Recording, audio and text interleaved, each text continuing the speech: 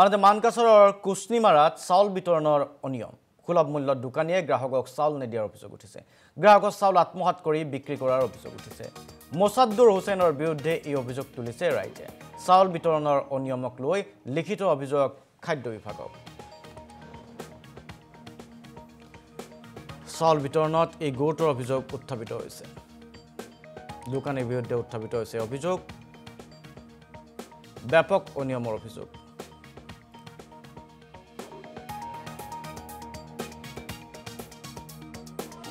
এই ৰেশন কাৰ্ডেৰ অভিযোগ। আমি একজন ৰেশন কাৰ্ড হিতাধিকাৰী, মোৰ নাম জিয়াদুল ইসলাম। আমাৰ ৰেশন কাৰ্ডখন মোছাদ্দুৰ হুছেইনৰ দোকানত আছে।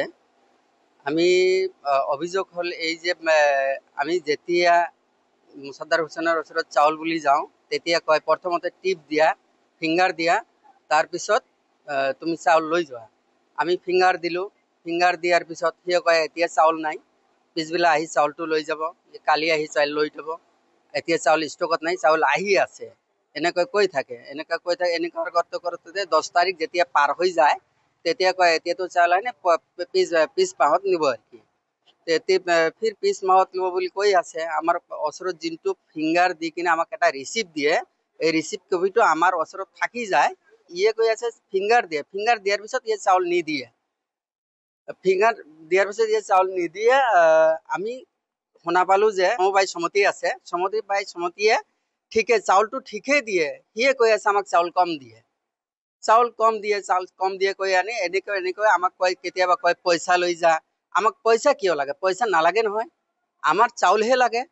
আমি পইচা খোৱাৰ কাৰণে পইচা দিয়ে, আমাক 25 টকা হিচাপত আমাক পইচাটো দিয়ে। আমাক পইচা নালাগে, চৰকাৰী বিনামূলীয়া চাউলটোহে লাগে। আমি খাবৰ কাৰণে চাউল দিয়ে, খাবৰ কাৰণে চাউলটোই লাগে। ফিংগাৰটো লয়, ফিংগাৰটো ঠিকে লয়। মাহে মাহে ফিংগাৰটো, যেতিয়া ফিংগাৰ নাই ইয়াত ফোন কৰি কিনে ফিংগাৰটো মাতে। ফিংগাৰটো দিয়াৰ পিছত সিয়ে কয় পিছবেলা চাউল ল'ব, পিছবেলা আমি যাওঁতো চাউল নাই। আনহাতে মানকাছৰৰ কুচনিমাৰাত চাউল বিতৰণৰ অনিয়ম সুলভ মূল্যত দোকানীয়ে গ্ৰাহকক চাউল নিদিয়াৰ অভিযোগ উঠিছে। গ্ৰাহকৰ চাউল আত্মসাৎ কৰি বিক্ৰী কৰাৰ অভিযোগ উঠিছে। মোছাদ্দুৰ হুছেইনৰ বিৰুদ্ধে এই অভিযোগ তুলিছে ৰাইজে। চাউল বিতৰণৰ অনিয়মক লৈ লিখিত অভিযোগ খাদ্য বিভাগক। চাউল বিতৰণত এই গুৰুতৰ অভিযোগ উত্থাপিত হৈছে।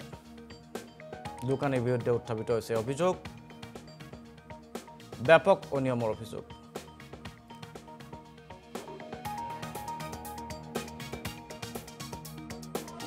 এই ৰেশন কাৰ্ডেৰ অভিযোগ। আমি একজন ৰেশন কাৰ্ড হিতাধিকাৰী, মোৰ নাম জিয়াদুল ইসলাম।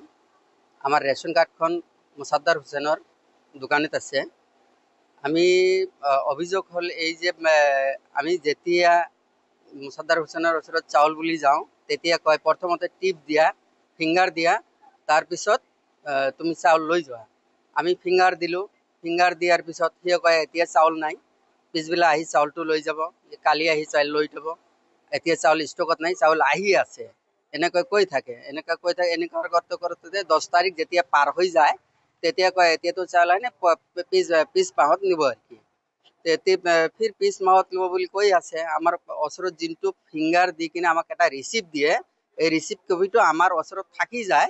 ইয়ে কৈ আছে ফিংগাৰ দিয়ে, ফিংগাৰ দিয়াৰ পিছত ইয়ে চাউল নিদিয়ে। ফিংগাৰ দিয়াৰ পিছত ইয়ে চাউল নিদিয়ে।